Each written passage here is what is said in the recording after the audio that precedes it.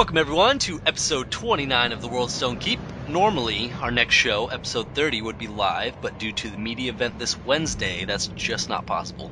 I would love to do a live show about the event, but as I won't be able to talk about it till August 1st, and I want to have all the information I can ready to be released by then, it's just not possible. So it's looking like episode 31 will be our live show, if everything goes according to plan, which it never does. So yeah, looking forward to that. For this show, we'll be getting into more lore, Diablo 2 Act 5, which is one of my favorite acts, a small bit of news, and an equally small bit of community feedback before we close out the show. I am Joe, your host, and with me are Jordan, Ken, and Dan. Say hello, gentlemen. Hello. What's up? And now, we're going to toss it over to Jordan and see what we have for lore this week. Take it away, buddy. All right. Lore, we're taking off where we left off with things kind of starting to come to a head. We've got multiple things going on at the same time. Zale is already informed him that Gregus Motzi isn't dead. Tried to summon him, wouldn't work. Something's up there. I also know that amongst all this, Kentril, the mercenary captain, has had these really, really scary visions about what's, actually going on in the city. And, from his perspective, he kind of figured that these women out in the streets drugged him or something, very mundane that must possibly have to explain it. So what he saw couldn't have been real, obviously. So, in this, like I say, you have a lot of things coming to a head at the same time. Atana, the princess of this kingdom, as it were, informs Kentril of Sin's success in swaying Khan. Their plan was to make the Viziri mage actually convince the ruler to give up his quest to go to heaven and, bypass the usual rules, but instead make the kingdom a permanent fixture in the world again and kind of act as a shining beacon for the rest of humanity, as it were. So, in this, you also have these formal dinners and different things that Kentril kind of constantly gets suckered into, because all of these different things are happening in their honor, and, Kentril is kind of centrally located in this as the mercenary captain. So it's like, okay, another public dinner with, heads of state, and I have to dress up and, play the part. Grand. And you can tell it's kind of one of these funny moments where he's like, okay, I have to do this. Damn it. And Zale's just like, have fun. I'm going to be over here.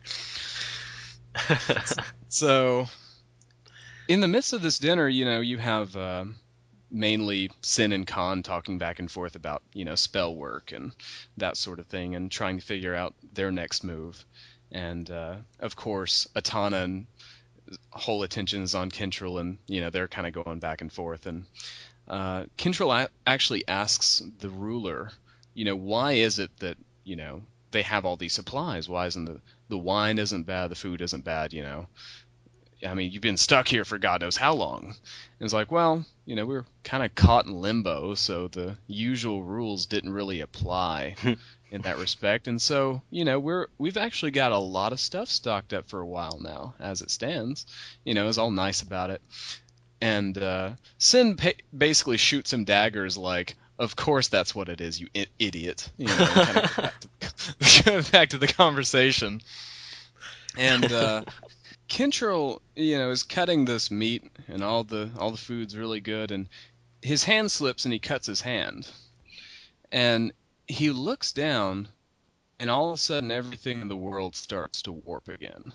And that delicious steak he was eating is now rancid and old and maggot covered. Oh, nasty. He starts looking around and everything's different. There's no longer a ceiling. It's just a big hole reaching up into the blood red sky. And, there's storm effects going on and, literally blood running up the walls, and everything is made out of other materials. And, he's just freaking out again. Uh-huh. He's like, oh God, he just jumps up and he's like, really freaked out, and all of a sudden everything's back to normal, and they're all looking at him like he's crazy. And it's like, oh, I think I have an explanation. He was in that garden and got stung. It must have been something toxic that, is causing him to hallucinate. Basically just had this, very fixed, ready explanation for what it was. Mm-hmm. It's like, maybe you're right. I'm starting to lose it. You know, it's like not the sort of thing that you'd particularly enjoy at dinner, I would imagine. No, definitely not. Not at all. And immediately after this, Sin and Dumont, the Kintrell Dumont is the captain, uh, are actually offered prominent positions within the kingdom. You actually have this balcony type area where the entire kingdom can see the ruler. And based on the magic that they employed into it, it actually acts like, both visually and as a megaphone. You can reach out to the entire viewing audience. Hmm. And the ruler informs them that Sin will take up the place as the head mage, keeping in mind that they lost some of theirs in the original spell that cast them where they were. And in addition to that, Dumont gets the role pretty much as head of the military.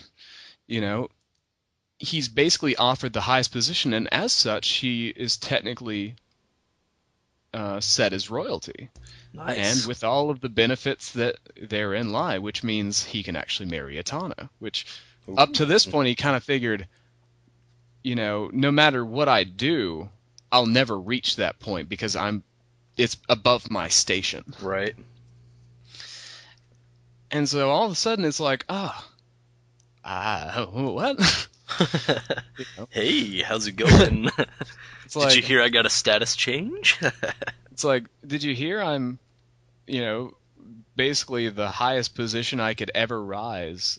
And given the fact that this is a kingdom and if I married into it, that means I would be the new ruler eventually as well. It's like, very, very shocking news for him. And so he kind of accepts it as best he can, trying to find words to say. And, he didn't want to step forward up onto the balcony and be like, in front of all these people, but he had to. Hmm. And so, yeah, you have all that just kind of happening at once. But at the same time, in the back of his mind, it's weighing on him because he wants to tell, you know, his newfound family, as it were, that Motzi is still alive, Matzi balls. still creeping around inside the kingdom somewhere. So he's like, this is bad. This is a bad place for me to be in. Meanwhile, Zale, of course, is working on all the details, manages to get a detailed map system of the entire substructure beneath the kingdom. Uh-huh. And Gorst and Alborg have particular news. Breck and two others are gone. Steinman and Mordecai, they're just vanished, And we already know what happened to poor Breck. So, there are three missing that just haven't returned at all. So more questions start piling up about missing mercenaries as things go on. And there are only 7 left besides, Kintrell and Gorst. The numbers are dwindling down rather quickly. So they're planning to go into the substructure to look for Motzi and whatever remains of that.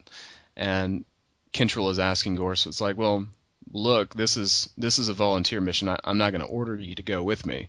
And he's just like, no, I'm going. It's like, volunteering either way. It's like, you're not talking me out of this. He's like, on the one hand, he kind of feels guilty. It's like, well, this is going to be really dangerous. And on the other hand, he's thinking, thank God Gorst is coming with me. Remember that one time we're out in the mountains running from that other botched mission and we had one sword between us and we managed to scrape out? Yeah, I'm glad he's still with me. So they were actually plotting and scheming on how to essentially slip past all of the guards and everything and make it look like, they're just going out for a walk. There's nothing out of the ordinary. They're just, keeping in good shape. They're mercenaries. They have to keep up their usual things. And at the same time, Sin is actually planning on freeing Khan from his chair using spell work. So it's kind of fortuitous because the ruler, Sin, Atana, they're all going to be distracted by having to cast this very grand and elaborate spell to free him from, being completely fused to the chair. They get down to one of the lower substructures, and Zale actually literally pops up out of nowhere from out of the shadows. Is like, oh, I was here the whole time. Yeah, me too. It's like, oh shit, man, scared me.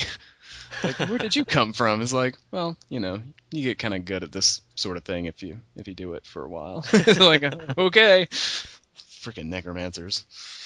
They run into the tunnel system. It's very maze-like. It's a huge blockage of a collapse. They have to kind of dig their way through and manage to squeeze through the top of it. And Zale actually has a very cool thing that he carries with him. They have to literally go down into the way substructure, so you're literally hanging off of a sheer cliff that leads into a black abyss.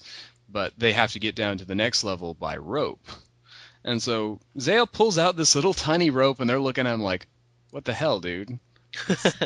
And he pulls it, and it's longer. He pulls it, and it's longer, and it just keeps stretching. And it's like, oh, well, that's kind of cool.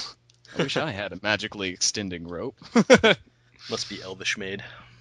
You just never know about these things. And so, what they're actually going for down here, they notice the Key of Shadows. And the Key of Shadows is the crystal that was created by Lord Khan, along with the Key of Light, to actually kind of anchor Yurei into the world, as it were. Mm-hmm. Even though they're still stuck in limbo, it's a keynote in trying to get them back as part of the world. And so they look up and they see the creepiest thing. It's actually a stalactite that has a body carved into it. And they realize it's not just a stalactite, it's actually a person that was fused with it. Ooh. And when they get close to the Key of Shadows, the thing lets out this, deafening shriek. And all of those, familiar bat-type monsters like you would see in Diablo 1 just start pouring in. Little bastards. And they are. Not really all that dangerous by themselves, but when you got a whole heck of a lot of them, Yeah. they rip you apart. Yeah. Easy. And so they're fighting them off as the trio, Kentrel, Gorst, and Zale. And what's kind of funny is, they're kind of ripping through them a bit, and they just keep coming. They're starting to get into dire straits here. And as just kind of a last-ditch effort, Zale's like, buy me just a little bit of time. And, tweaks a spell, casts it, and shoots out that, poison cloud in all directions, the poison nova, and just completely decimates them all. Nice. And it's like, well, that's good. He's like, yeah, I know. If I'd messed it up, we'd all be dead too. It's like, oh, well, that's Thanks for the heads up. Thanks for letting us know after the fact. It's like, I'm glad you got it right. I guess this is why in the game you had to be level 30 to learn it. You didn't want any screw-ups on that one. By this point, they actually realize that the Sentinel is actually none other than Gregis Matsi. He wasn't killed. He wasn't, all the stuff that they had heard about him was a lie. He is literally, in some format, fused and alive inside this stone and part of it. Poor Matzi balls. And they're thinking, well, he probably completely lost his mind now, so hopefully he didn't suffer too much. And they're looking at his eyes, and they can tell it's still following him. He's still, acting as the Sentinel and still in there somewhere. And thought, oh, God, that's creepy as hell. I mean, this guy's been trapped in stone in total darkness for God knows how long. So, damn. They're like, well, nothing more we can do here. Let's get going, Well, I guess. see you later. And then Humbart, the skull in Zale's pouch is like, what, are you mercenaries? What a dick move. Seriously. It's like, you need to at least put him out of his misery or something. It's like, this is a friend of mine, He's like, yeah, he's right. We really should. Zale pulls out his dagger. He's like, okay, I'm gonna make this as quick as possible. And Kentrel's like, nah, let me do it. I've killed a lot of people close range. I know exactly how to make it swift, so let me do it. Shove Zale's dagger right where the heart should be, and, you just hear this kind of long sigh, like, it's finally over, Uh-huh. and just the life fades out of him, and that's it. And so they have to, essentially make their way back out of here Mm-hmm. along the somewhat treacherous path and up the giant sheer cliff via magical rope. And when they get back, uh, Khan is actually free of his chair. He can now move about, and he's all happy, and their spell actually succeeded. Atana points out the fact that, Kintrell looks kind of scuffed up and everything is like, oh, it's nothing, dear. I fell down, you know, we were just out kind of doing stuff and training and whatnot. It's like, Mm-hmm. well, this is a little lie there. And, of course, Gorst actually told Sin of their plan after the fact, like when they were down, or after they got back, rather. And Sin's just like, what the hell? I should have been informed about this, and blah, blah, blah, and is all, you know, kind of giving Kintrell hell about that. Mm-hmm. And in the midst of this, there's another interesting tidbit that comes out. And, Sin starts talking about how, the actual spell almost failed because of something that happened. And he's like, what do you mean? And, he starts to ramble on and, talk about how great he is. And Kendra's like, I swear to God, you don't get to the point. It's like, okay, I'm getting to it. Fine, fine. It's like, just like a first year student. I couldn't believe it. The moment apparently that Matzi died, Khan jumped up in his chair, like he'd just gotten hit by a hot poker. Whatever was going on, he was still connected to him in some way. Interesting. So you're going, what does this mean? This is kind of odd. Definitely not supposed to move when you're trying to unfuse from a chair, apparently. not, a, No. not a good choice, but it did actually work out for whatever reason. Now, the rest of the mercenaries are, getting set and ready to go home, and they have a king's bounty each. And Alborg actually changes his mind and decides to stay back. He says, well, I can always go back later. I mean, how many times am I going to get an opportunity to say I work under a prince for a while? Yeah. He's like, maybe I should stick around for just a little bit. Looks good on a And, resume. you know, I don't think I'll get this opportunity next week, probably. And Kintrell actually asks Zale for a little bit of help. He knows that the necromancer can find missing people using his abilities, the dead especially. So he asks him, well, why don't you help me track down some of my missing mercenaries? If they're dead, I want to know what happened. Mm-hmm. And if not, how do we get to them? So they go to look for a personal item, either, best thing would be something part of the body like hair, or, skin or something like that. Right. And short of that, clothing or an item that they've worn for a long period of time, all that you can use to summon somebody. And they go into the rooms and it's completely blank. Everything's clean, not even so much as a speck of dust. Wow. And they're going, well, what the hell? Their stuff was there. I can't do anything under these circumstances. What happened? And all of the missing mercenaries, this was true. They couldn't find anything. Hmm. And for whatever reason, the people that, serve food and clean up, they're like freaking ninjas. I mean, you see them, they all look identical, and then they're gone. You can't find anything. I'm like, okay, this is a little odd, a little disturbing. I don't know what to make of this, And Atana actually whisks Kintrell away for another formal get-together. He's like, oh, God.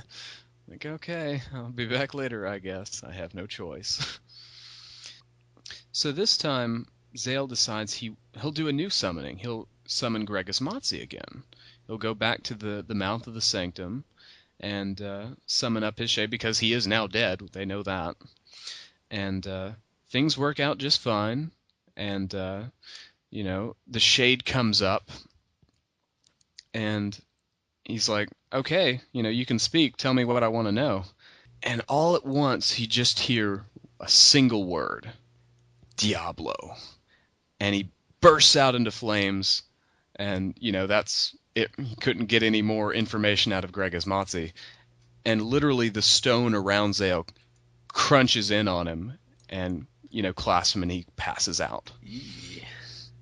And that's kind of the end section of what happens there. And I guess we'll stop there and continue on next week. Cool. Well, not next week. Next time we do a normal show. Right, whenever it is, anyway. Yep. Next week's going to be like overloaded with. Oh, it's going to be so good. That's right. My brain might explode. Since that's all we got for lore this week, we're going to move on to Diablo 2 Act 5 right now, which is where I am right now. I'm about to go kill the Overseer, which is the first quest in Act 5. Yay! Act 5 is actually one of my favorite acts of the entire game. You go to the barbarian village of Harrogath. At least I think that's how you pronounce it. Right. That should be right. Harrogath? Something like that. Whatever. Who's gonna correct me, right? Pretty much. And who do you run into first? Kane, of course, since he's right there. Or Mala, depending on which way you go. Mala's the healer, kind of the old lady of the village. Up at the top of the stairs. Right. Oh. She's kind of like the healer lady. She's got some wounded soldiers inside her little inn. There's one laying against the wall out front. Sells nice magical items to you. Yes, The indeed. the racist blacksmith. He's racist? Or is it one of the characters in there is like, oh, you're kind. So probably not so much racist as just, Isn't that Neolithek? outsiderist? Yeah, it's Yeah, it's Neolithek. Okay. He's all... He doesn't like anybody. Yeah, he really doesn't. I mean, even if you're a barbarian, he's just kind of like, well, we don't need you. Get lost. And you're like, thanks, I guess.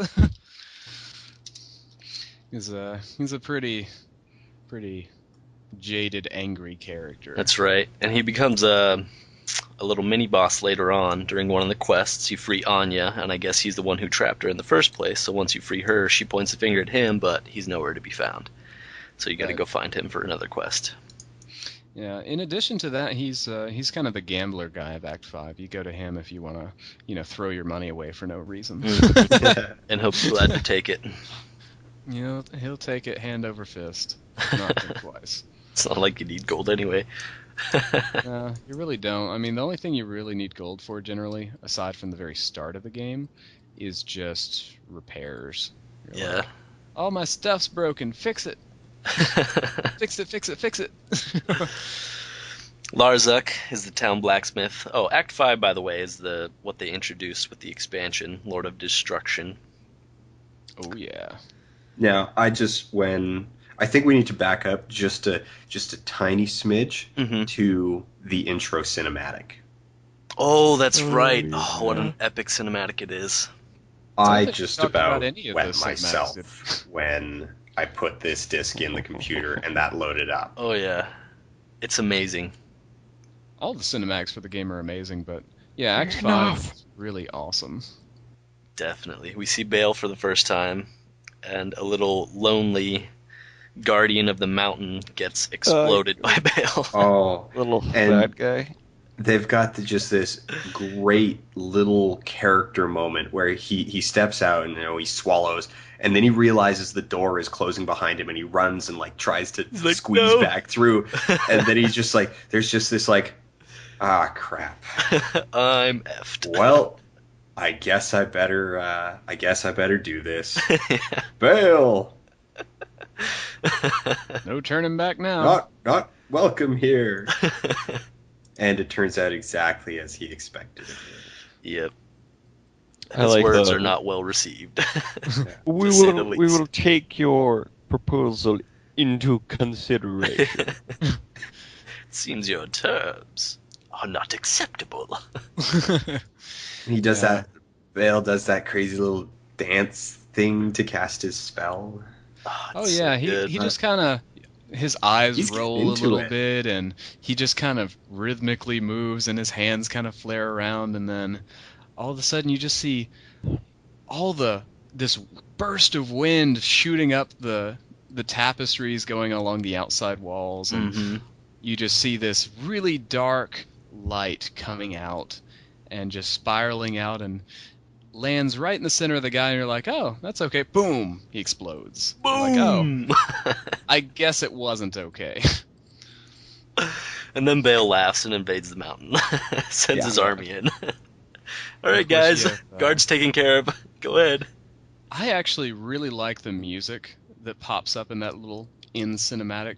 You know, it trails off into the music and it gets really dark and screech-like and very almost the end of a heavy death metal type effect. You know, you're just like, oh, that's kind of out there. I kind of like it.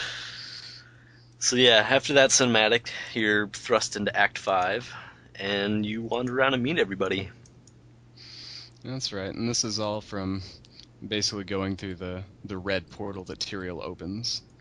And, you know, it makes sense that it's not as connected as the transition between some of the other acts, because initially you couldn't make the transition, being as there's expansion added. And the only other people you tend to run into in town, you've got a guy who basically you hire on new mercenaries. Act 5 has its own, and if you manage to complete his little quest of freeing mercenaries that are trapped in cages, 5 in each, and there are 3 sets, so 15 in all, he gives you 3 runes, Ral Ortental, which are actually of themselves a rune word for making Ancient's Pledge, which is basically a shield that gives you pretty good resistances against everything. So very useful, you know, kind of gets you from A to B, especially if you're something like a paladin.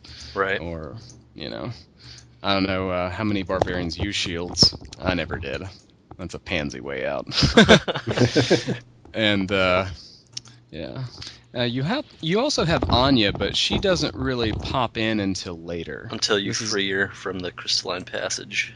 Right, and this is, of course, the workings of Neelathak, who, you know, basically traps her and, you know, steals the ancient relic so Bale will no longer be challenged by the ancients on his way up. Evil bastard. So after you free her, Mala, as reward, gives you this potion that gives you 10 resist all, which is, you know, pretty excellent. And of course, you're from there kind of told to hunt down Neelathak in his own little temple, which you don't actually have to do. Yeah. A lot of people tend to skip it because the prize is just, you know, nothing. Well, it's a class-specific item. Oh yeah, from Anya. Right, so if you're a druid, you get a helm. If you're a barbarian, you get a helm. If you're a necromancer, you get a head, shield. Shrunken head. Right. Shield. And so on and so forth.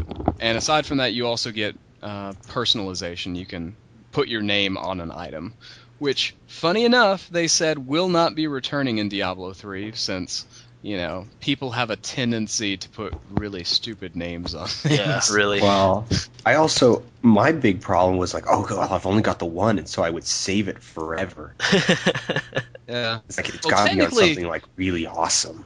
Technically, you do end up getting 3, since you got Normal, Nightmare, and Hell. Yeah. But, yeah, I did the same thing. I was kind of scared to use it. It's like, all right, I'll never get an item good enough to put my name on it. Plus, it kind of deters the trading value of it, lowers it. Because, you know, if you got some idiot's name on there, you're going to be like, I don't want that. Yeah, did you guys ever hear, there was a podcast or an episode or a show or whatever, you know, that topic was brought up and the guy explained how it's not going to be in Diablo 3. And he's like, can you imagine it? You know, you have all these items, but they all have the name Grug on them, so they get devalued and no one wants to purchase them. And, you know, it just made this whole long joke. I was like, oh, that's pretty priceless right there. It's so true, though. I mean, it doesn't matter whose name is on it. Generally speaking, you probably want, if anything, to have your own mark on it. Or nothing. Yeah. Nothing. Well, in general, I think people don't want to be, you know, running around with Sir Wanksalots, you know, or masturbators. Fist of we know justice. exactly where this is go. Yeah, this is the internet. Uh, I admire your creative play on words there, but I Yeah. do not want that. man, I have epic fail sword of justice. Oh, what happened there? Well, and it's just waiting for for them to mistakenly put in an item like a giant spear called the Penetrator, and it's like it's game over at that point. Yeah. Man, are you kidding At that me? point, it's who can come up with the best joke. Joke Yeah. name. If I had a huge spear that I found, I would name it the Dirk Diggler. That would be that would be what I would do with it. Dirk Gross. Diggler's Spear of Justice. Spear of penetration. Oh, done. Oh, man. Anyway, back to Act 5. Giant Barbarian Fortress got a big wooden gate out front that you go through. And aside from many reasons, this is one of my Great opening scripting, like with the barbarians running up the hillside. Yes. That's the first time we see actual mercenaries that you can hire in the act out in the world and actually fighting in the world. And getting That killed was especially. sweet. Hell. Yeah, those way. It was like catapult crap launching all over the place. Yeah, it's like an Actually open felt like a siege going on siege. outside. Yeah. So yeah, It's big sweet. technological step up from just the basic game. They Mhm. figured out how to do a lot of crazy stuff in this act. Might have Yeah. actually been my favorite zone, like just area of any given act. Just that Yeah. opening one. I'm out Muddy there right foothills. now, and it is very impressive all the stuff they did. You Spike also pits, have, cliffs, Mm-hmm. bridges.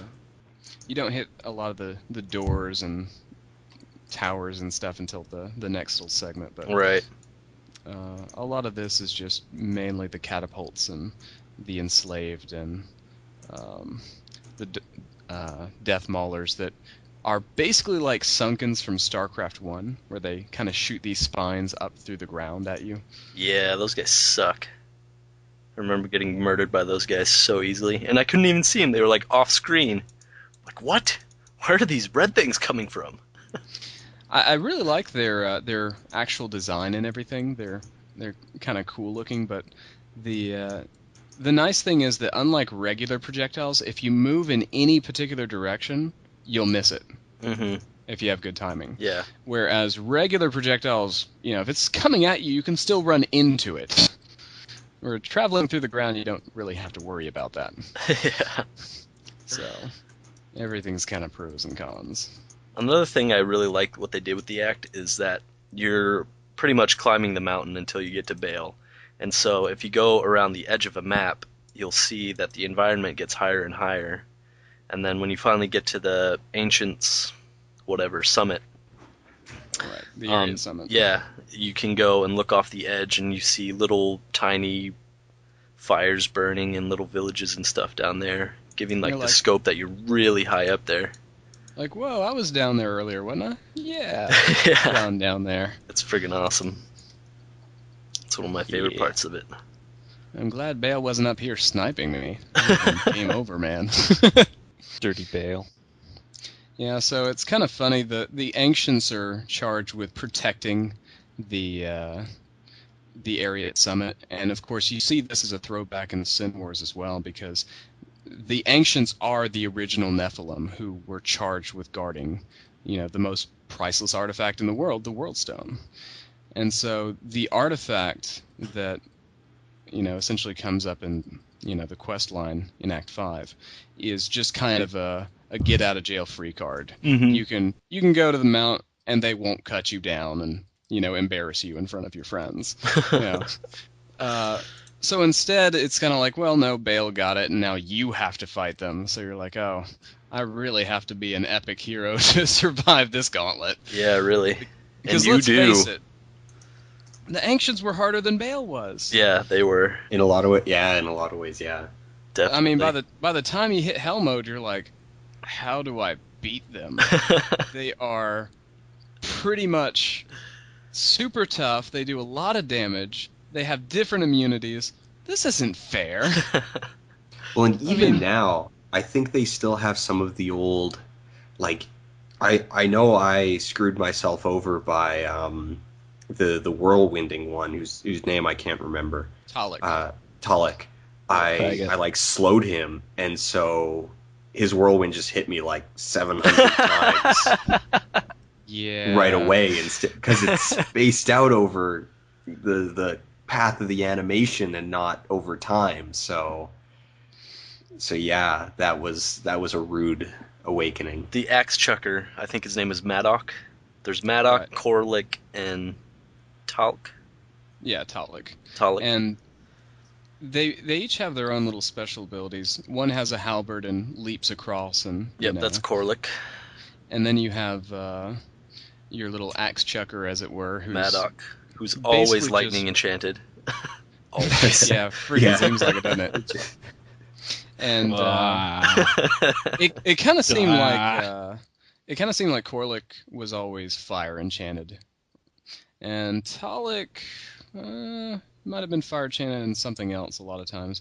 Of course, by the time you hit Hell mode, they each have like 3 or 4 things that they do, and Mhm. they've all got 1 or 2 immunities, and you're just like, yeah. It hurts me more to tap you, and it's going to take like 1,000,000 hits to take you down.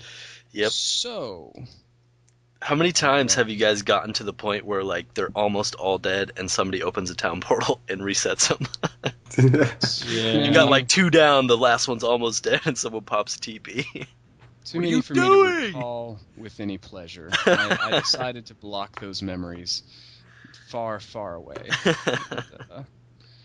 Keep them out of my head. That of course was a feature they designed to where if you try and run back to town to heal yourself, because you're a little pansy, they all reset, and you have to summon them again and fight them all over again. Yeah, I mean, it's kind of rough. The hardest monsters in the game, as it were, hardest things to beat in the entire game, you also can't heal. Yep. If you were like me, you did a lot of prep work. You'd empty out your inventory and fill it with nothing but potions Yep. just whatever trick you could imagine to try and keep yourself alive long enough to kill these guys. Grab that stock of full rejuvenation potions you were holding on to. And it's kind of funny because you're sitting there like, I finally beat them, and they're all like, good job, you're a worthy person. And you're like, why couldn't we have just skipped this? The I original don't version think- had all those level jumps too. Yeah. We'll talk I about don't that. think I've beaten them on Hell since before they did the redistribution of the difficulty curve. So I haven't beaten them on Hell since they were easy, because I was level 70 something going into the expansion. Right. Yeah. And didn't they also have that level cap requirement, so you couldn't actually progress to the next stage? Yeah, without they added being that level in. 20, 40, and 60, depending on which mode you're in.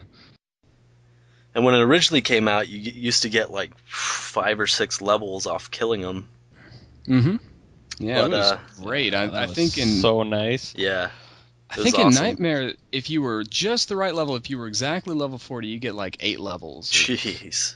I mean, it was fantastic. You look I had it forward. all timed out. I think it was like at level 29 on normal, you got, I think it was like 8 levels. and then Jeez. somewhere in the 40s, and then I want to say 60, you'd get like 7 levels. Right. I don't know. I think Hell one was always a little bit less, but then Yeah. again, I don't remember if I did it exactly at 60 or not. So it's a little fuzzy on that one, especially Right. since it was just a pain to do. And then they patched that out, and you only get 1 level now. If that, Yeah. depending on what level you do that. Lame. You're like, oh, thanks. Lame. Thanks. Also, somebody has to be alive on the mountain while they're all running around, otherwise they reset if your whole party wipes. That's right. You can't die. You can't go get healed. I mean, they wanted you to know that the Nephilim were serious business. They were not to be trifled You with. don't mess around, man. Ancients don't mess around. I mean, Just you wonder in the story why Diablo and his brothers and all of them are interested in Sanctuary. This is why Nephilim would beat you down. Yeah. Did one of It's them only have 3. Did one of them have physical immunity? They could. They all technically could. Yeah, But it was a random roll. I want to say that it was Talik that was probably most likely to have that. Yeah. Whirlwind 'Cause bastard. it was just one of those, like, unless you invested a lot of points into like Berserk or something as a barbarian, it's like really difficult, almost impossible. I know as my sorceress is impossible to kill them all by Right. yourself. And One would always be cold immune. what I would do is I would stand there and I would summon and portal like 3 or 4 times until I got stats I kind of liked. It's like, oh, thank God none of them are lightning enchanted. I guess this is the best we're gonna do. You know. That's all you'd hope for. Don't give me Right. lightning enchant. Please. Just give me a ray of hope here. Yeah, you just open town portals until you get the right combo. And it was even more frustrating when you inevitably lost like that one time, and you wiped and you had to resummon them, and then you had to try and get that stat again. You're like, I have to summon them like 15 more times to try and get non-lightning enchanted. That'll be wonderful. And they're making a return in Diablo 3, correct? With the barbarian ancients? skill, Call of the Ancients. Oh yeah. Call of the Ancients. Yeah. Which, as we've heard with all this controversy, has a 2-minute cooldown. That's right. Oh no! Which can be slightly augmented to your benefit, to your favor, if you choose to do so, with, I imagine, ruins and whatnot. Right. Runes and traits are the 2 proposed things that can alter it in some way. And, of course, you know, with all the controversy floating around with this, I'm kind of okay with it because the way I see it, if the really powerful skills, some of them have cooldowns, it just means that they actually will be powerful. You know, if you did a whirlwind in Diablo 2, it didn't wipe everything off the screen, you know. Mm-hmm. You generally have to do like 5, 6, 10, 15 of them to wipe everything out in hell mode. So if there's some sort of trade-off there that they're actually a bit more powerful, I'm kind of okay with that. As long as I've got other skills I can spam, I'm good with it. I kind of feel sorry for Koralik getting stuck with the old leap attack. I mean, let's face it, that was a poorly designed skill. And you can see that by all the changes they made in the new one, because it has area of effect, it's quicker, and you know, it's not as though the old leap attack didn't do damage, it's just it hit one target. Mm-hmm. Believe it or not, like I said, I used to experiment with a lot of different crazy builds. I actually made a leap attack barbarian. That's all he did was leap attack. And I found that if you did it enough, it would actually crash the game. So Really? yeah, a lot of times it would glitch the game out and it'd crash a lot of times. There's So a lot it's of like- weird things that could crash the game. If you had all your skills on F1 hotkeys, or F2, F3, and so on, and you use your mouse wheel to scroll through them, if you did it too fast, you would drop the game, and you wouldn't be able to connect to Battle.net for a while. Right. So that was one of the things that, you know, I thought was kind of sad. It's like, as much as I hate some of the builds I did, like that one, or, you know, Fist of Heaven's Paladin, those are terrible. You know, I kind of figured, it's okay, there will be a trade-off. I've got this 800% damage boost for only being able to hit periodically. Oh no, it'll glitch the game out. Great. I gotta say right now that Fist of the Heavens Paladin is amazing if you're fighting Radamant. It's pretty amazing if you're fighting anything that's one target. Undead. No, I mean just all the undead he has around, all the little Yeah. hordes that shoot out. That's true. It's both good against undead. It was so funny going But into other than dueling that games one and seeing fight, that. it's less useful. I don't know. It's too You, bad because you like could it's got probably one of wipe those. Pendleskin with it. Nice, yeah. Freaking It's Pendle got one of skin. those like super epic names too, like Fist of the Heavens. You're like, oh yeah, that's the be all end all paladin skill. No, it's Blessed Hammer. Yeah. The irony. Let's run through the quest real quick. First one, Shank the Overseer. Big fat dude with a whip you gotta take out. And then the reward for that is Larzuk, the Socketing. blacksmith, will socket an item for you, which was very useful. I always use that on socketing Shakos. Oh, yeah. And what's the next one? Next one, you gotta free the barbarians in cages for what's-his-face, Qualkek. And then once you do that, you'll be able to hire barbarian mercenaries. Which I never really used one. Did any of you guys use a barbarian mercenary? I did. I Yeah. use them sometimes. If you had For- a specialty item, they're pretty good. For quite a while, I used them with my sorceress. They were pretty good tanks. Yeah. Better than the Act 2 tanks? Get one with a Um, defensive aura. Oh, Well, the thing no, about they're it not is- as the auras, but No, They're it's so just that they have better physical abilities. The only skill that they actually use is kind of bash and their little stun attack. Right. So, nothing anywhere near comparable to having like free auras and whatnot. But as far as their base stats, yeah, the Act 5 one would just, murder the Act 2 one, just bash its face in. So he was pretty tough. It's just, like I say, it kind of depended on what you were looking for and Right. if you had a decent item. Where it makes The- for your character. The Act 5 one Th- could use swords. So you could actually utilize that if you found a good sword. Whereas the Act 2 ones use spears. So, well, spears and pole arms. just go ahead and give them an ethereal breath of the dying. Yeah, pretty much. I mean, everyone's got Win. those laying. Winning. Dan, Yeah, you no, say I'm- something? I was actually one of those stupid people who didn't really use mercenaries all that much when I originally played through the game, or even for a long time after that. I had trouble keeping them alive, and I was bad at the game, so so I would use the rogue because she was ranged, or I would use the sorcerer because he was ranged, Yep. and I thought that was better, and they required less upkeep, and I died a lot. And that's Not probably big why. Dan, And so when I just got tired of paying to res them, I would just leave them dead. And so yeah, I probably used a barbarian for a bit until he died for like the 6th time, and then I just gave up. yeah. It took me a while to discover that you could actually equip your mercenaries with something. I remember discovering that, and I'm like, what's this? What the hell? I can put stuff on him? Well, remember, that was actually a feature that came out later. Right, in Originally, one of the you couldn't do patches. that. I think it was actually the expansion, wasn't it? I don't remember. It was either a patch or an expansion, but I remember being so excited that mercenaries were actually useful.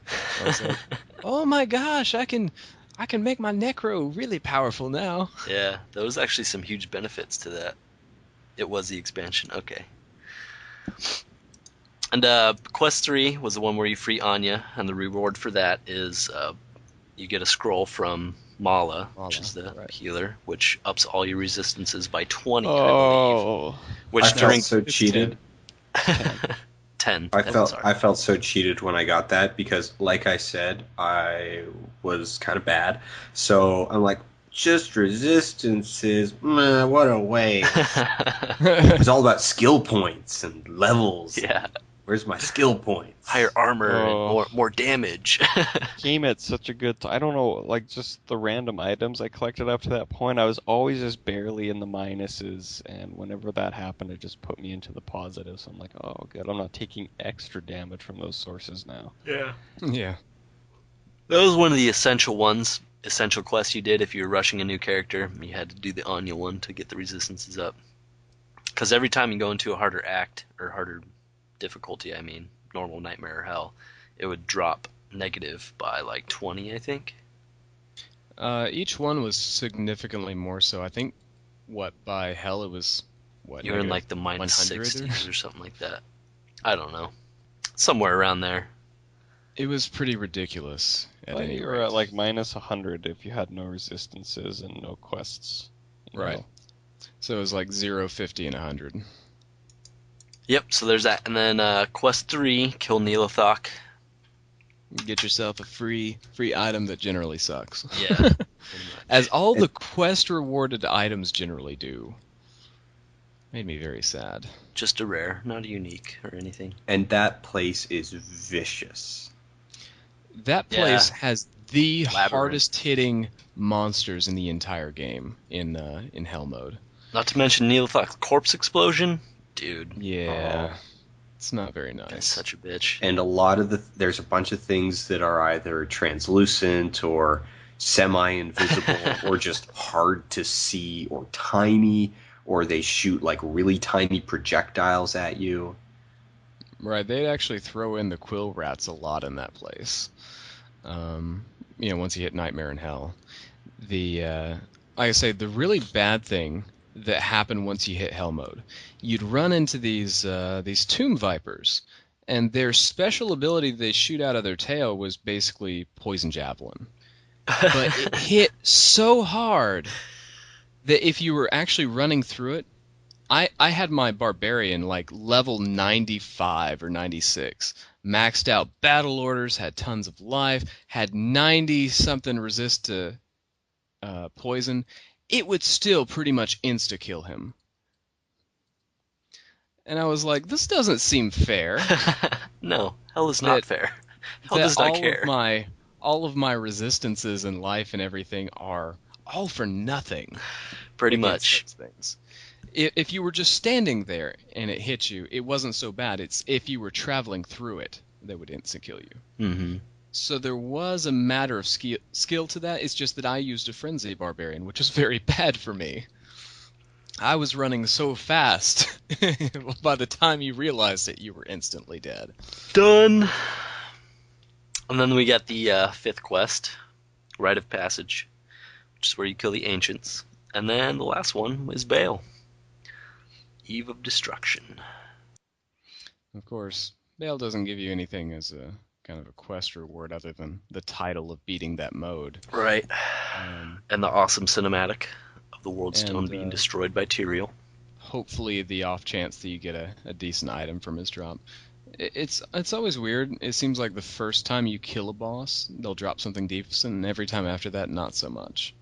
Yep. Not sure how the mechanics for that work, but I know it's there. I don't care what it is. But we'll save Baal for another time. We're going to move on to news now. Touch more on Act 5 in the next normal show we do. So let's toss it over to Ken and see what we have for news this week. What do we got, Ken? Some fairly decent forum activity from the Blues. A lot of little tidbits that are kind of nice. The first one that I liked clarification on was how drops work via like when there's more players in the game. Right.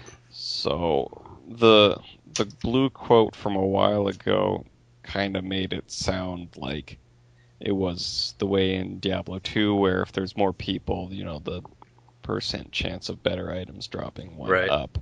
Whereas Bashok admitted that it was kind of a little bit confusing wording and said playing in a group won't up your chances of finding better loot, however, it'll make cutting through monsters easier and quicker, thus dropping more loot at a faster rate. Right. Which, and I'm going to be honest, I've thought about it, I like, and the reason I like it, because it encourages players to stay with the group and not run off on their own. Yep. Yeah. Well, I think and certain death will be a good motivator there. Well, then, like, I am very guilty, as I'm sure many are, of just joining random games that have full players in them and just going and killing Mephisto. Yep. Everybody did that. And just disappearing. Been there, done that. Everyone Especially except if it was Dan. like, Act 1, hell difficulty, go. I'd go in there and kill Mephisto. Yeah, they get to Act 3, they're like, son of a bee, let's make a new game, and then like half the people show up. Why? So, this, I have no reason to do that. That's not going to get me ahead or get me items any better. So. Now, it still does, I ran a bit of numbers on it, it still does get you better items, but not directly. It's just indirectly through probability. Because better items, what I was talking about, or no, what Bashiok what Bashiok said, it still does Oh. get you better, but just through probability. Because if you're killing things faster, so if you look at it on a per time basis, if you normally solo kill, get 100 items in an hour, and in a group you're 25% more efficient, you'll get 125. So it's just the chance you will see more items, and as a result of seeing more items, there's just a better in an hour of playtime, there's a better chance of seeing a nicer item because you went through stuff faster. Right. Yeah, exactly. And there's no way around that. People still complain about that because they want to play alone and find just as many items as somebody who plays in a group, and it's just like, shut up. It's like, are you familiar with the term synergy? Greater than the sum of its parts. That is what team play is about, and that's what they're aiming for. I honestly don't get what the big deal is of playing with a group of people. I Some people don't hate get it. other people and would rather not interact with other fleshy beings. I hate you all. Go play by myself. What's that multiplayer. phobia of Well- interacting with other people? Agoraphobia? Or is that where you just like... No, stay in that's your house? where you don't like to leave the house, I Yeah. think. No, That's a fear of outside. it's a fear of having anxiety attacks in emotionally unsafe situations. I don't know how that would happen on the internet. don't feel safe. So Can't brave forums. They say bad things. But what this actually really makes me think about is, how you do like Mephisto runs or whatever, or Bale runs. Right. But mostly Bale runs for mostly experience because of the botters. But really, like, what is this? What will you do for when it's like I got to do a loot run? What's the equivalent of a meth run? It's getting a couple of people together and go clearing an entire area out, right? Mm-hmm. What else? I don't know. What else would you do? Let's go kill the siege breakers or whatever. Well, the big thing that occurs to me is like I make a game and you and Dan and Joe or just a couple of us are playing or whatever, and I would be going out hunting and I'd be like, oh man, I heard about this random quest that appears in Act 2, but I've never seen it. I really want to make a game where that appears, and I'd just be clearing areas hoping to see all of the content that doesn't appear every time. I think that would keep it a little bit more interesting than just the usual type of grind. Well, especially if those random occurrences have like either just inherently or maybe as sort of a sub percentage within them, the kind of Pendleskin sort of thing, like ultra rare. Like, yeah, you might if you get the right one, then there will be a creature in there that drops better than average loot. And so it's like, okay, well, let's clear all of Act 2 in a chance of getting the good random side events. Mm-hmm. Heard there was a little girl over here missing her head. Where's she at? You Gives see good stuff, I hear. Yeah, and it ends up sort of inadvertently becoming an encouragement to run the entire act, because even though they've got this goal of finding the thing, you have to clear so much in order to confirm, like, well, did we get it or did we not? That by the time okay, it didn't spawn this time, you've basically finished the entire thing. Right. Yeah, I would be slightly torn in the idea of them having higher drop chances, but at the same time, as long as they don't ever drop, higher percentages of certain things or have a high drop rate for a certain thing where people are looking for a specific item from a specific place, as long as it's not that, I'm pretty much okay with it. If it's just a blank, it has a higher than average chance. Right. Just, will guarantee drop a rare, has a better chance of dropping something nicer. Yeah, rather than it's like, oh, you want this guy for runes and this guy for pole arms and this guy's screw the one that. who drops grandfather. Yeah, Right. I agree there. Yeah. Yep. Cool. Okay, another thing.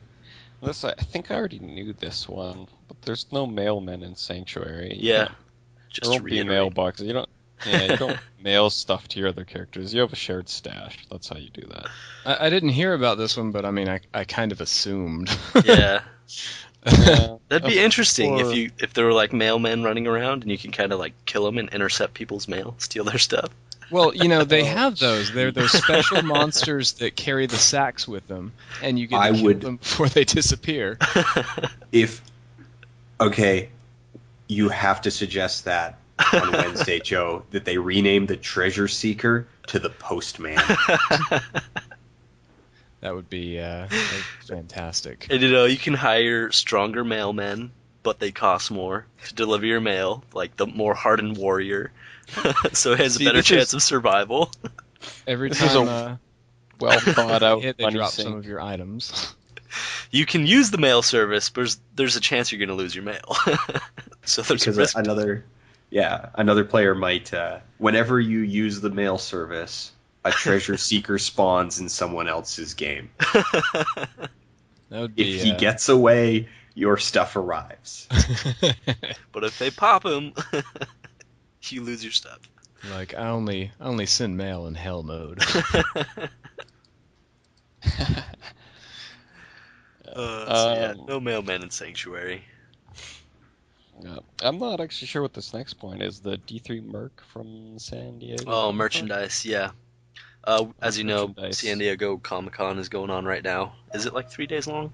I don't know. Yeah, it just finished. Or just finishing? Crap. Yeah. I don't know. Does it go on to Saturday? It should. I think today's me. the last day. Yeah. I think it's Thursday, Friday, Saturday. I think I remember someone mentioning 4-day pass. I don't know. Anyway, Diablo 3 had a panel there. Chris Metzen was there. He displayed some new Diablo merchandise. There's like 2 hoodies, a belt, and I don't remember what else. Hoodies, belt, bunch of t-shirts, Right, t-shirts. and like Where some is this? I leggings wanna or see them. something. Right, Like, stockings for the chicks. Oh. Mistress That's of Pain unusual. stockings, Diablo 3 hoodie, Tyrael style coat, which is pretty dope looking, a Diablo belt, and 3 different t-shirts. One with the Butcher on it from Diablo 3. And the other 2 deal with World of Warcraft and StarCraft 2. Butcher's not in Diablo 3. Or is he? Dun dun dun. So yeah, there's that. Unfortunately, the Mistress of Pain socks are not really meant for men. No. Though, if you are interested, they did demonstrate a model wearing them. Which we'll be sure to Alright. put in the video feed. Get some pink leg warmers with them. Yeah, no. I would find it funny if the leggings basically had a picture of like, the Mistress of Pain's legs, which are human-like. So you'd be like, "What is this? I don't get this. What is this all about?" Makes They your look legs human. look like her legs. Wear someone else's legs on your legs.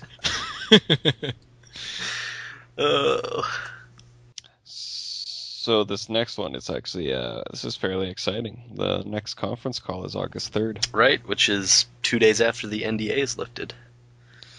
And also coincides with Media event.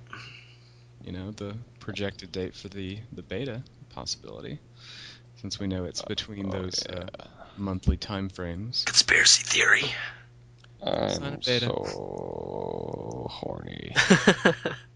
Now, speaking of the NDA, Joe. Yep. Do you prefer that we refer to you as being under a non-disclosure agreement or a gag order? Oh, you Yeah. know me. I always prefer the gag order. You gotta keep this under wraps. That's right. Next month, August is going to be amazing. Oh, it's gonna be such a Amazing. good month. Ooh, I actually leave on vacation on the 4th, I believe. Oh, so you won't be in the beta? Crap! It better not come out till I get back. That's okay. I'll take your spot. Don't worry. Yeah, about well, just make sure you check your email. Yeah, I'll be on a week-long vacation, and I'll be in Yosemite, or no, not Yosemite, Yellowstone, so I'll have no internet access. I will be dead to the world at that point. I'm pretty sure they've got 3G in Yellowstone now. Really? Yeah. Oh, well then maybe I'll be able to have a little interaction. Yellowstone. Who knows? We'll see. I've never been there, so it's going to be a fun trip. I just saw that 2012 movie where the volcano came out of Yellowstone. Oh yeah. I've not seen Funny that stuff. movie. Yeah, don't bother. Really, honestly, do not bother.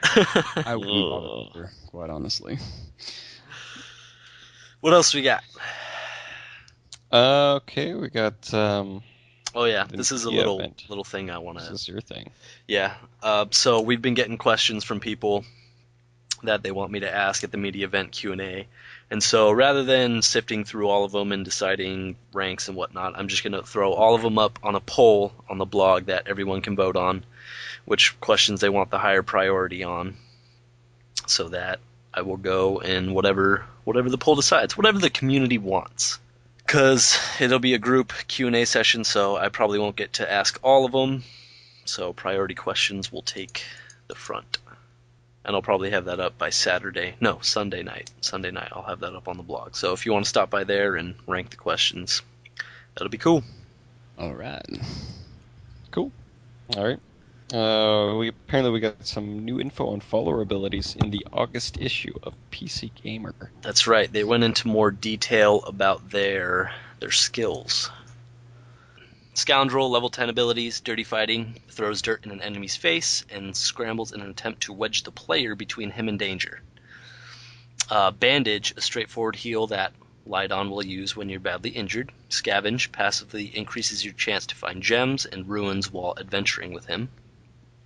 Ooh, I like that chance to find runes. Definitely.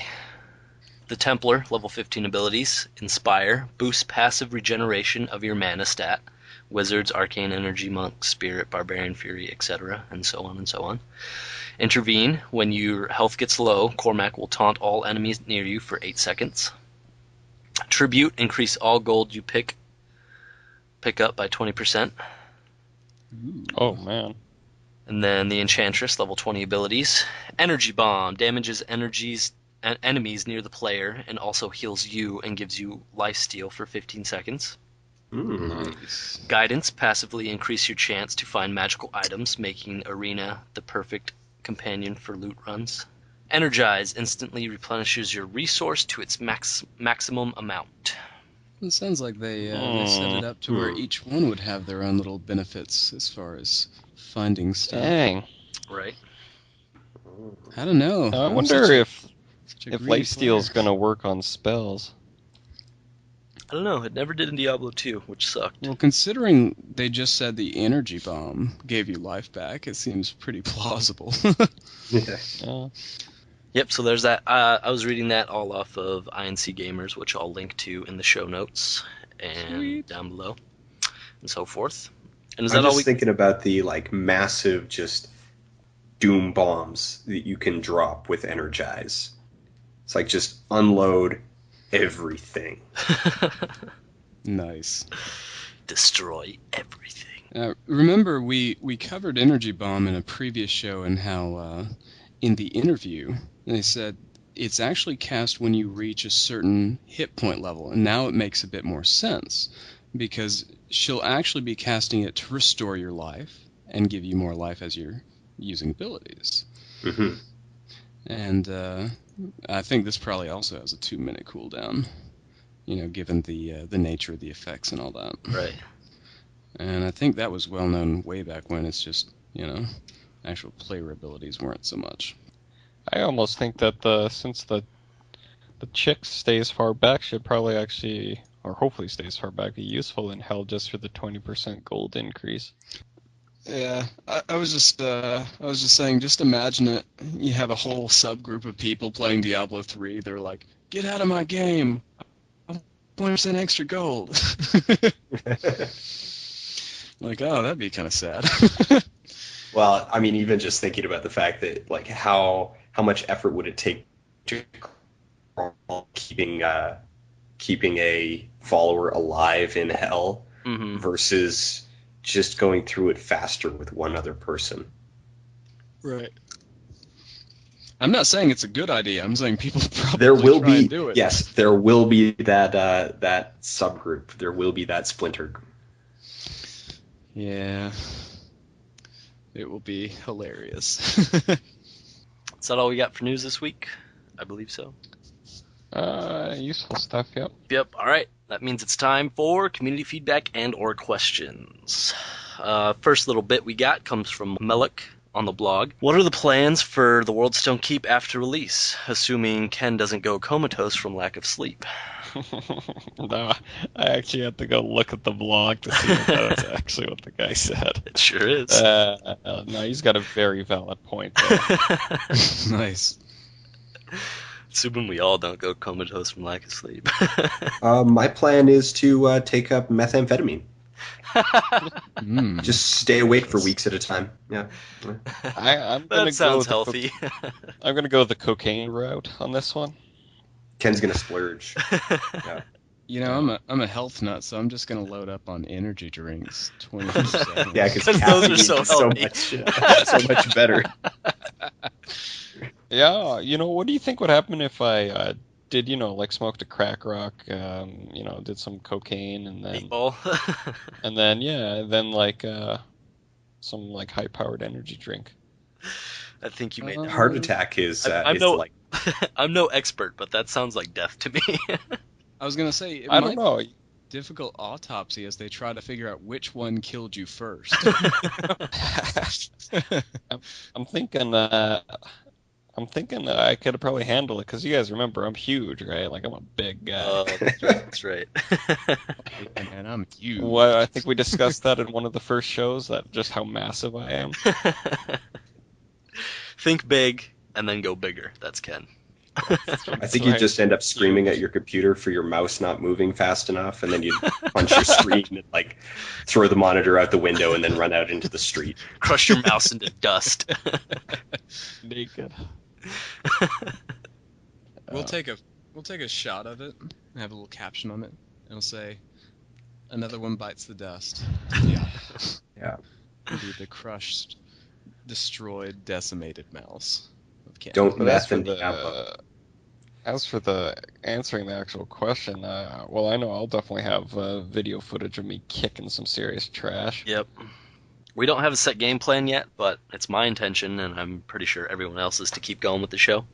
Correct, gentlemen? Well, that was when we first put this together. I think that was one of the ideas. Was really that's what we wanted to do, was Diablo 3. Like this was supposed to be all about Diablo 3, but since it wasn't out, we were just using Diablo 1 and 2 to fill the time. Right. Carry us through all the way to Diablo 3.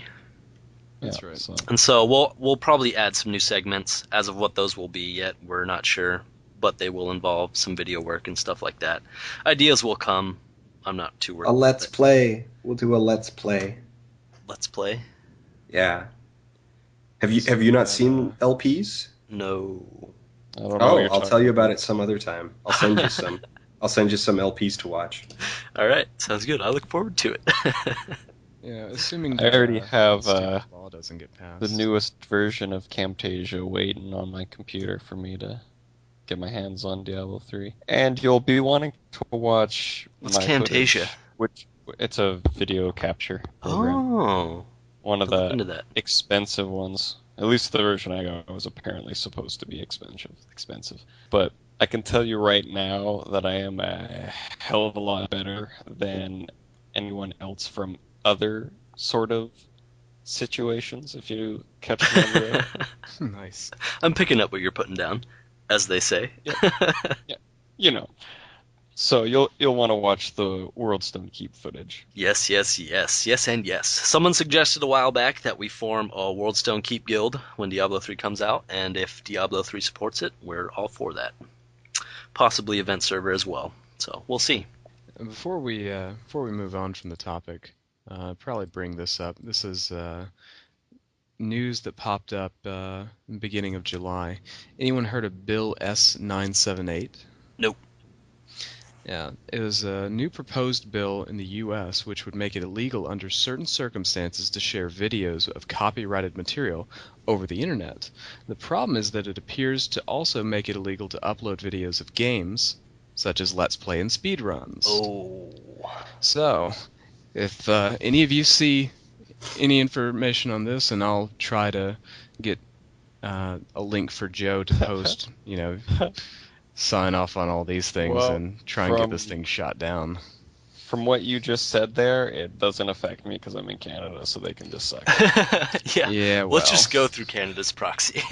Well, the downside is that it would also make it even for those of us who are in Canada, since the sites that host most of this stuff are American based, it would be like they would still be able to just strip your stuff down without Right. question. We'll just have a Canadian site thing, Mobobber, hosting. I was going to say, what Yeah. exactly is the Canadian YouTube? Or he could just, get permission from Blizzard. Right, that's the main There's the workaround. issue is that it actually takes this whole equation out of the hands of these companies. Are you because kidding? The companies, yeah, this is basically the U.S. government saying this. So if this bill passes, you're going to have red tape all the way through it anytime you want to. Isn't it going to be one of those, like this happens with a lot of things, especially with copyright. You can't really do anything because there'll be enough cases. You can't really do anything to someone unless it's brought to their attention via like the company actually pushing for it. Right? Like unless Blizzard actually goes and says we don't want this. Right. Like will the US government the US government actually probably doesn't have a freaking clue what they're doing. So it's not like they're just going to be like patrolling the internet shutting sites. Lawsuit trolls. There are people out there who will troll around looking for people to call in on it because that's what they do. Sure, but then wouldn't they have to actually verify if that's what it is by going to the owners of the footage, the company? No, apparently that it completely bypasses. That's the real problem with this bill is that it bypasses the usual ways that this would be done, which is again going through the company and saying, well, hey, is this a problem? No, they would just not actually go through that process. Oh no, I mean wouldn't they have to actually verify that that's footage that's illegal? Like, how would they do that? Do they have someone who plays Diablo 3 on the... I don't know. The Senate or whatever you guys call it? Right. I couldn't tell you that. I'm not that up Basically, to date what on I'm the saying details. is I'd just flip them the middle finger and be like, you know what? I have this thing between my legs. I'll do some research into that before our next episode and see if I can come up with a more clear view of what it is that's at stake. Okay, cool. Next bit of feedback we got comes from Justin on Facebook. What do you guys think of the whole Tyrael possibly being a boss in Diablo 3 deal? Which we've touched on this before. Right, I think, of course it's plausible if you believe that Tyrael is somehow corrupted or evil, and if not, then of course it would seem ridiculous that he would be, so it really just depends on which theory you want to buy into. Right. Since no one really knows what story arc is going to take. Still up in the air right now. Right, your guess is as good as mine. I just think he's just not on the same level as I am, so it wouldn't really be much of a fight. Was that supposed to be a boss? I mean, he's not big enough to take on Ken. I expected more from you, Tyrael, honestly. And that's just me, let alone my character. Character can cast spells and stuff. I would just punch him in the face. Do magical punches to the face with that guy. For me, on a conceptual level, I don't know. I'm kind of indifferent towards it. It all depends on the narrative in context. So yeah, I'm in the same boat you are. Yeah. Also, they've already technically had, Blizzard loves doing this with each of their franchises, having a good guy who goes bad guy. Right. And that's already happened in Diablo's. The good guy warrior from Diablo 1 went bad guy when he turned into Diablo. So it's already happened. So we don't need Tyrael to go. I mean, technically he's not really a good guy, but, he kind of serves that role. Right. Lenko, Facebook. Do you guys think group loot hunting will be better than single-player ones, like in Diablo 2? Yes. I think we already pretty extensively covered this earlier in the show. Doomscream on the blog. Will the next episode be recorded live? Oh, we covered that one too. No, it won't. Sorry. Because I will get thrown in jail. No, I will get in big trouble. Just have live feed from the. Live feed from prison. Tell us, Jones. Streaming from my phone. Wow. From court. How crap kicked will you get? I will live stream the court case for everybody. We need everyone to donate right now. Save the Whetstone Keeping Joe. He needs bail. And Not the that guy. bail. The other bail. Oh man, good play on words. Another bit from Doomscreen. Just a little tip. If you hold Shift 1, 2, 3, 4, it will heal your mercenary and potions in Diablo 2. Which that killed me many a time when I had the Shift key held down and I went to heal myself and it got my merc instead. Why am I still dying? Yeah. What's going on here? My potions don't Why work. do you have the shift key held down? Do you like typing in caps a lot? No, because you hold Shift down, your character won't run around while you attack. Yeah, Oh, basically right, yeah. classic Right. trick since Diablo 1. Amazon. Yep. And it took me a while to figure out why my potions weren't working. See, I never really ran into that because my mercenary was usually already dead. You're like, Problem my solved. shift never healed him. He was never alive. The only bit I knew about is you could pick a potion up and then click it on their little portrait and it would heal them. You'd be like, hey, thanks. Like, Yeah. you are welcome. Other than that, just a little shout out for CPU Slow for killing Diablo with gas potions. Like, dude, Holy crap. hardcore. Like, Yeah. that's... It's way too many. He said back when you could repair gas potions, the quantity. He just went all Oh, out. that's kind of funny. Oh, I thought he did this I thought he did this in, like, the last week. He just filled his entire inventory with gas potions and... That's what I was thinking too. We I should was do like, that. Oh man. Diablo gas potion run. Let's just get 8 players in there, though, so All it's just gas. like a ton of shattering. He really had Thunderstorm on and didn't tell anyone. I did it all with gas potions. It's the new Iron Man competition. Have hardcore duels out in Act 1 with just potions, just gas and explosive and all that crap. I would go explosive, man. Screw the gas potions. Make sure both always good. Anyway, I think that's all we got for the show this week. That's all the notes I had written down. Anyone got anything to add? I think that about covers it. Yep, that's it. So, any questions you want answered at the Q&A panel at the media event, just send it to us any way you see fit, and I will be happy to add those to the poll, and which ones get voted the highest, I will take with me. And come August 1st, we'll have a grip of new information to release to the public. I'm planning on having like a little folder pack for everybody to download with whatever information and screenshots if we get them, video, that stuff, for everyone to download as they see fit. So look forward to that in the next show. Until then, say goodbye, gentlemen. Goodbye, everyone. Bye. Hasta lasagna, don't get it on you. We'll see you all next time on the Worldstone Keep.